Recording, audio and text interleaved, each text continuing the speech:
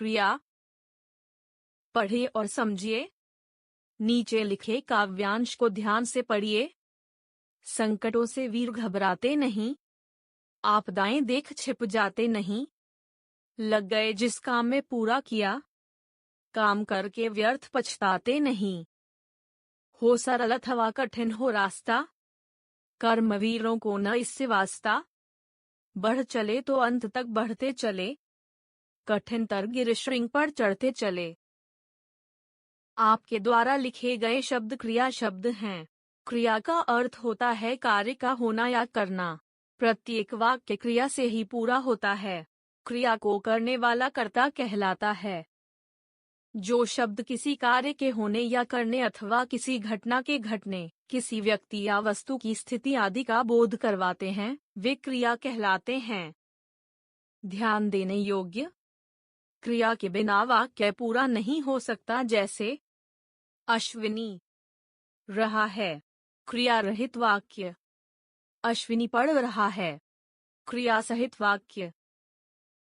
कुछ क्रियाएं स्वयं घटित होती हैं तो कुछ क्रियाएं की जाती हैं। जैसे ठंडी हवा चल रही है, स्वयं घटित क्रिया। नौकरानी बर्तन धो रही है, नौकरानी द्वारा की गई क्रिया। कुछ क्रियाएं एक शब्द की होती हैं तो कुछ एक से अधिक शब्दों की। जैसे आशिमा ने कहानी लिखी, आशिमा कहानी लिख रही है। क्रिया के रूप लिंग, वचन, कारक तथा काल आदि से प्रभावित होकर परिवर्तित हो जाते हैं। जैसे अनुज खेल रहा है, तान्या खेल रही है। लिंग के कारण परिवर्तन। बच्चा दूध पी रहा है, बच्चे दूध पी रहे हैं।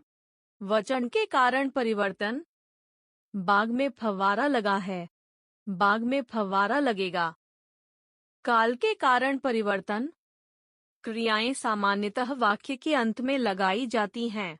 एक वाक्य में एक से अधिक क्रियाएं भी हो सकती हैं। जैसे सान्या ने चूड़ियां खरीदी, एक क्रिया। सान्या ने बाजार जाकर चूड़ियां खरीदी, दो क्रियाएं। धातु। क्रिया के मूल रूप को धातु कहते हैं। दूसरे शब्दों में जिन मूल शब्दों से क्रियाएं बनती हैं, उन्हें धातु कहते हैं। यह क्रियापद का वह अंश होता है जो क्रिया के प्रायः सभी रूपों में पाया जाता है। जैसे सीता को पढ़ना चाहिए, सीता ने पढ़ा। सीता पढ़ेगी, सीता पढ़ो। सीता पढ़ती है, सीता पढ़ी। इन वाक्यों की क्रियाओं में मूल शब्द पढ़ है। यही क्रिया का मूल रूप या धातु है। उदाहरण के लिए यदि पढ़ना क्रिया को लें तो इसमें ना प्रत्यय है जो मूल धातु पढ़ में लगा है। इस प्रकार पढ़ना क्रिया की धातु पढ़ है। सामान्य क्रिया। क्रिया के मूल रूप अर्थात धातु के साथ न जोड़ने से क्रिया का सामान्य रूप बनता है। जैसे पढ़ ना, पढ़ना। लिख ना, लिखना। जा ना, जाना। धातु के भेद। धातु के चार भेद होते हैं। धातु के भेद। सामान्य धातु, व्युत्पन्न धातु, नाम धातु, मिश्र धातु। सामान्य धातु। क्रिया के मूल धातु रूप में न प्रत्यय लगाने से क्रिया का जो रूप बनता है उसे सामान्य धातु कहते हैं। इसे सरल धातु भी कहा जाता है। जैसे धातु, प्रत्यय। सामान्य धातु। हंस ना, हंसना। गिर ना, गिरना। लिख ना, लिखना। हिल ना, हिलना। मिल ना, मिलना। चल ना, चलना। व्युत्पन्न धातु। सामान्य धातु में प्रत्यय लगाकर या किसी अन्य प्रकार से बनाई गई धातु को व्युत्पन्न धातु कहते हैं। जैसे धातु, सामान्य धातु, व्युत्पन्न धातु। दे, देना, दिलाना, दिलवाना। मिल, मिलना, मिलाना, मिलवाना। उड़, उड़ना, उड़ाना, उड़वाना। खा, खाना, खिलाना, खिलवाना। कर, करना, कराना, करवाना। रो, रोना, रुलाना, रुलवाना। नाम धातु, संज्ञा, सर्वनाम, विशेषण आदि शब्दों के अंत में प्रत्यय जोड़कर जो धातुएं बनाई जाती हैं उन्हें नाम धातु कहते हैं। जैसे संज्ञा से शर्म, शर्माना। हाथ, हथियाना। महक, महकाना। सर्वनाम से अपना, अपनाना। मैं, मिमियाना। विशेषण से गर्म, गरमाना। चमक, चमकाना। मिश्र धातु, वे धातुएं जो संज्ञा, विशेषण तथा क्रिया विशेषण शब्दों के बाद करना, लेना, लगना, होना, आना आदि लगाकर बनाई जाती हैं, उन्हें मिश्र धातु कहते हैं। जैसे संज्ञा से बात, करना, बात करना। जान, लेना, जान लेना। विशेषण से अच्छा, लगना, अच्छा लगना। बुरा, होना, बुरा होना। क्रिया विशेषण से पीछा, करना, पीछा करना। नीचे, आना, नीचे आना। सामान्य क्रिया, जब वाक्य में एक ही क्रियापद का प्रयोग किया जाए तब वह सामान्य क्रिया कहलाती है। जैसे अनुराग ने खिड़की खोली, अनामिका खिलौने लाई। क्रिया के भेद, क्रिया के भेद निम्नलिखित आधारों पर किए जाते हैं। क्रिया के भेद, कर्म के आधार पर, प्रयोग संरचना के आधार पर। कर्म के आधार पर क्रिया के भेद, कर्म के आधार पर क्रिया के दो भेद होते हैं। कर्म के आधार पर क्रिया के भेद, अकर्मक, सकर्मक। अकर्मक क्रिया, वे क्रियाएं जो बिना कर्म के पूरी होती हैं, अकर्मक क्रिया कहलाती हैं। जैसे आन्या हंसती है, मीता गाती है। अनुराग रोता है, सुनीता नाचती है। उपर्युक्त वाक्यों के रंगीन शब्द कर्मक क्रियाएं हैं क्योंकि इनके लिए कर्म आवश्यक नहीं है। जिस क्रिया के पूर्व क्या या किसको लगाकर प्रश्न करने पर कोई जवाब नहीं मिलता वह कर्मक क्रिया होती है। सकर्मक क्रिया, जिन क्रियाओं में कर्म की आवश्यकता होती है तथा क्रिया का फल कर्म पर पड़ता है उन्हें सकर्मक क्रिया कहते हैं। जैसे सुहानी गीत गाती है, अनुष्का ने पुस्तक खरीदी, मोनिका ने रोटियां खाईं, प्रीति ने चित्र बनाया। उपर्युक्त वाक्यों के रंगीन शब्द सकर्मक क्रिया हैं क्योंकि इनके व्यवहार का फल कर्म पर पड़ रहा है। सकर्मक क्रिया के भेद, सकर्मक क्रिया के दो भेद होते हैं।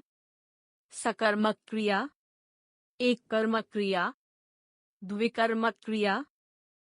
एक कर्मक क्रिया, जिस क्रिया के साथ एक कर्म का प्रयोग होता है उसे एक कर्मक क्रिया कहते हैं। जैसे बच्चे ने खिलौना लिया, बढ़ई ने दरवाजा बनाया, सोहन ने सवाल हल किया, राधा ने पौध लगाया।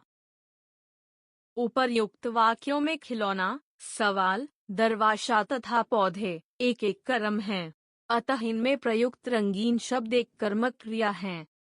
द्विकर्मक क्रिया, जिस क्रिया के साथ दो कर्मों का प्रयोग होता है उसे द्विकर्मक क्रिया कहते हैं। जैसे हर्ष ने अनाथों को वस्त्र दिए, अध्यापिका ने छात्रों को हिंदी पढ़ाई, किसान बैलों के लिए चारा लाता है, माँ ने बच्चे के लिए खिलौना खरीदा। उपर्युक्त वाक्यों में दो दो कर्म हैं, अतः इनमें प्रयुक्त क्रिया द्विकर्मक क्रिया कहलाती है। इनमें वस्त्र, चारा, हिंदी तथा खिलौना मुख्य कर्म एवं अनाथों, बैलांगे, छात्रों और बच्चे गौण कर्म। प्रयोग संरचना के आधार पर क्रिया भेद, प्रयोग संरचना के आधार पर क्रिया के 5 भेद होते हैं। प्रयोग संरचना के आधार पर क्रिया भेद, सामान्य क्रिया, संयुक्त क्रिया, नाम धातु क्रिया, प्रेरणार्थक क्रिया, पूर्वकालिक क्रिया, सामान्य क्रिया। यह क्रिया का सामान्य रूप होता है। क्रिया के इस रूप का अधिक उपयोग किया जाता है, जैसे शिवम ने पतंग उड़ाई, हमने कमरे की सफाई की, चित्रकार ने चित्र बनाया, रचना ने नया सूट खरीदा। उपर्युक्त वाक्यों में आए रंगीन शब्द सामान्य क्रियाएं हैं। संयुक्त क्रिया, जिन वाक्यों में एक से अधिक क्रिया मिलकर एक ही कार्य को पूरा करती हैं, उन्हें संयुक्त क्रिया कहते हैं। इन्हें रंजक क्रिया भी कहते हैं, जैसे श्याम ने पुस्तक पढ़ ली, गायक घंटों तक गाता रहा, नौकरानी ने गिलास तोड़ दिया, बिल्ली दूध पी गई। उपर्युक्त वाक्यों में एक से अधिक क्रियाएं पढ़ और ली, तोड़ और दिया, गाता और रहा, पी और गई मिलकर क्रमशः पढ़ने, तोड़ने, गाने और पीने का कार्य पूर्ण कर रही हैं। अतः ये संयुक्त क्रियाएं हैं। नाम धातु क्रिया, जो क्रियाएं संज्ञा, सर्वनाम, विशेषण तथा अनुकरणात्मक शब्दों से बनती हैं, उन्हें नाम धातु क्रिया कहते हैं, जैसे दोनों औरतें देर तक बतियाती रही हैं, यह बच्चा तुतलाता है। उपर्युक्त वाक्यों में आए रंगीन शब्द बतियाती और तुतलाता क्रमशः बात और तोतला शब्दों से बनी हैं, जो संज्ञा और विशेषण हैं, अतः ये नाम धातु क्रियाएं हैं। संज्ञा से नाम धातु क्रिया बनाना। संज्ञा क्रिया, रंग, रंगवाना, टक्कर, टकराना, हाथ, हथियाना, लज्जा, लजाना, झूठ, झूठलाना, झूला, झुलाना, फिल्म, फिल्माना, खेल, खिलाना। सर्वनाम से नाम धातु क्रिया बनाना। सर्वनाम क्रिया, अपना, अपनाना, मैं, मिमियाना। विशेषण से नाम धातु क्रिया बनाना। विशेषण क्रिया, अपना, अपनाना, मैं, मिमियाना। अनुकरणात्मक शब्दों से नाम धातु क्रिया बनाना। अनुकरणात्मक शब्द क्रिया, खरखर, खरखराना, टिमटिम, टिमटिमाना।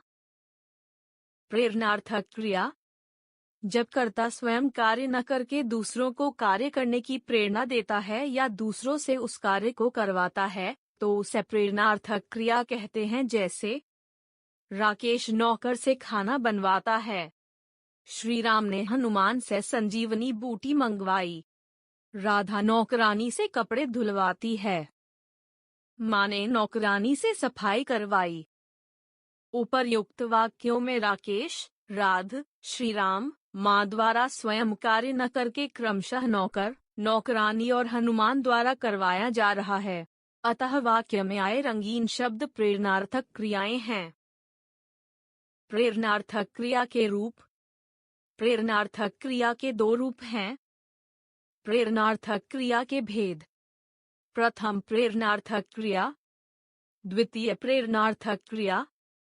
प्रथम प्रेरणार्थक क्रिया, जब कर्ता स्वयं कार्य करने की प्रेरणा देता है, तब वह क्रिया प्रथम प्रेरणार्थक क्रिया कहलाती है, जैसे अध्यापक बच्चे को पाठ पढ़ाते हैं, कर्ता स्वयं बच्चे को पाठ पढ़ने की प्रेरणा दे रहा है। माँ बच्चे को नहलाती है, कर्ता स्वयं बच्चे को नहाने के लिए प्रेरित कर रहा है। द्वितीय प्रेरणार्थक क्रिया, जब कर्ता कार्य में स्वयं सम्मिलित न होकर किसी अन्य को कार्य करने के लिए प्रेरित करता है, तब वह क्रिया द्वितीय प्रेरणार्थक क्रिया कहलाती है, जैसे अध्यापिका अनिल से बच्चों को पढ़वाती है, अध्यापिका स्वयं कार्य न करके अनिल को कार्य करने के लिए प्रेरित कर रही है। अनुष्का दर्जी से नताशा के कपड़े सिलवा रही है, अनुष्का दर्जी को कपड़े सिलने के लिए प्रेरित कर रही है। प्रेरणार्थक क्रियाओं के अन्य उदाहरण। क्रिया, प्रथम प्रेरणार्थक क्रिया, द्वितीय प्रेरणार्थक क्रिया। लिखना, लिखाना, लिखवाना। पीना, पिलाना, पिलवाना, दौड़ना, दौड़ाना, दौड़वाना। सोना, सुलाना, सुलवाना। सीखना, सिखाना, सिखवाना। खाना, खिलाना, खिलवाना। बोलना, बुलाना, बुलवाना। खेलना, खिलाना, खिलवाना। हंसना, हंसाना, हंसवाना। धोना, धुलाना, धुलवाना। पूर्वकालिक क्रिया। जब मुख्य क्रिया से ठीक पहले कोई क्रिया की जाती है तो उसे पूर्वकालिक क्रिया कहते हैं। जैसे लड़का पढ़कर लिखने लगा। मैंने घर पहुंचकर सुमन को फोन किया। मजदूर खाना खाकर सो गया। रोहन ने चित्र बनाकर दिखाया। उपर्युक्त वाक्यों में लिखने, सोने, फोन करने और दिखाने से ठीक पहले क्रमशः पढ़ने, खाने, पहुंचने और बनाने की क्रियाएं पूरी की गई हैं। अतः वाक्यों में दिए गए रंगीन शब्द पूर्वकालिक क्रिया हैं। अब तक हमने सीखा। कार्य के होने या करने को क्रिया कहते हैं। क्रिया को दो आधारों पर बांटा गया है, कर्म के आधार पर तथा प्रयोग संरचना के आधार पर। कर्म के आधार पर क्रिया के दो भेद होते हैं, अकर्मक क्रिया तथा सकर्मक क्रिया। जिस क्रिया में कर्म की अपेक्षा न हो उसे अकर्मक क्रिया कहते हैं। जिस क्रिया में कर्म की अपेक्षा हो उसे सकर्मक क्रिया कहते हैं। प्रयोग के आधार पर क्रिया के चार भेद होते हैं, सामान्य क्रिया, संयुक्त क्रिया, नाम धातु क्रिया, प्रेरणार्थक क्रिया तथा पूर्वकालिक क्रिया। जब वाक्य में केवल एक क्रिया का प्रयोग हो तो क्रिया सामान्य क्रिया होती है। जब वाक्य में दो या दो से अधिक क्रियाएं मिलकर एक पूर्ण क्रिया का कार्य करें तो क्रिया संयुक्त क्रिया होती है। संज्ञा, सर्वनाम तथा विशेषण शब्दों के साथ प्रत्यय जोड़कर बनाई गई क्रिया नाम धातु क्रिया होती है। जहाँ कर्ता स्वयं कार्य न करके अन्य किसी को कार्य करने के लिए प्रेरित करे वहाँ प्रेरणार्थक क्रिया होती है। मुख्य क्रिया से पूर्व होने वाली क्रिया पूर्वकालिक क्रिया होती है।